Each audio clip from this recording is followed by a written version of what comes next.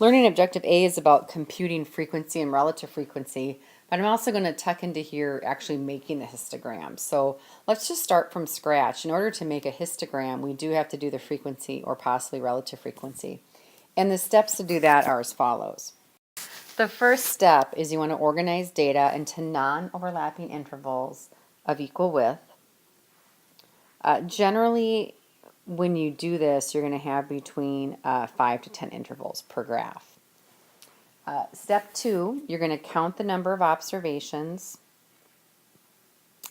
per interval and record that in a frequency table. So we'll talk about how to make that frequency table. Once you have that, we're going to draw the histogram with intervals on the horizontal axis and the frequency on the vertical axis. And there should be no spacing between the bars. Now, some things to keep in mind and be careful of is when you are making your intervals, intervals that are too large or small makes the data difficult to interpret. So when they said you should have between 5 and 10 intervals, this one breaks it because there's only 2, and this has far more than 10. Just makes it hard to interpret. The other thing they said is intervals should be of equal width, because intervals not of equal width will actually distort the histogram. And it's hard to see the ones that aren't of equal width because you really have to read it carefully. And here's my point. These intervals are about your ages, or how years old you are. This first one is from 0 to 4 years old, so we're talking those that are up to 1, 2, 3, and 4 years old. So you have 4 age groups in here. This guy right here, from 5 to 17, actually has about 18 different age groups in it. So you're talking 4 age groups versus 18. Those intervals are not the same. The widths of the bars are, but the intervals are not. So this is not a good histogram, and you would scrap it and say start over. Now let me show you how to make a frequency table, and we'll do a relative frequency table also, and then we'll make that a histogram. So here we have the daily temperatures in March in one particular year in Lincoln, Nebraska, and we want to make a frequency table first.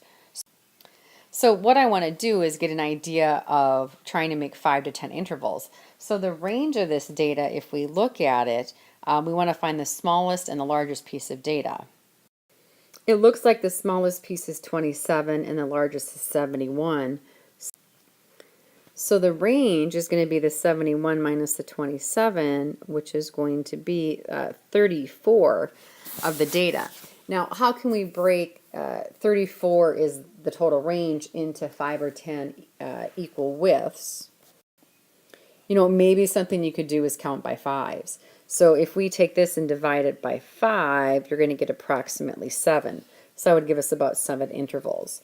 So here's what I would do.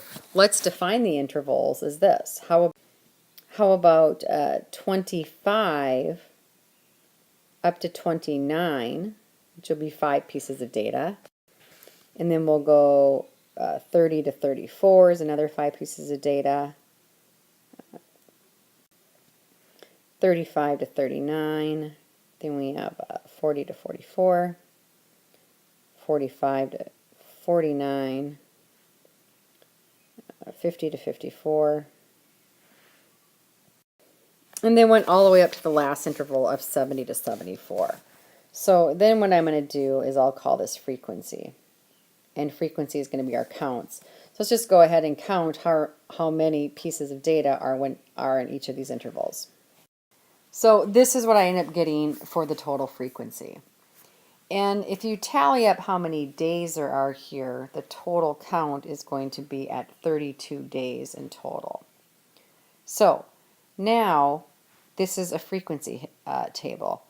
To do a relative frequency table, that's just going to be the percent of the total. So if there's 32 days in total, then what we're going to have for 25 to 29 is 1 out of 32. And relative frequency can be a fraction or a decimal. So if we complete this, here's what this table will look like. And you have a relative frequency table. Now the last thing is to make the histogram. And let's just make this one a frequency histogram. So I'm going to do counts. The highest count we're going to need is 7, so I'll put the tally marks up here. So 1, 2, 3, 4, 5, 6, 7 for our counts. We'll just call this frequency. And down here will be our intervals. So we have the various intervals listed. So if we graph this, the first bar is 25 up to 29 is 1. So I would just do this.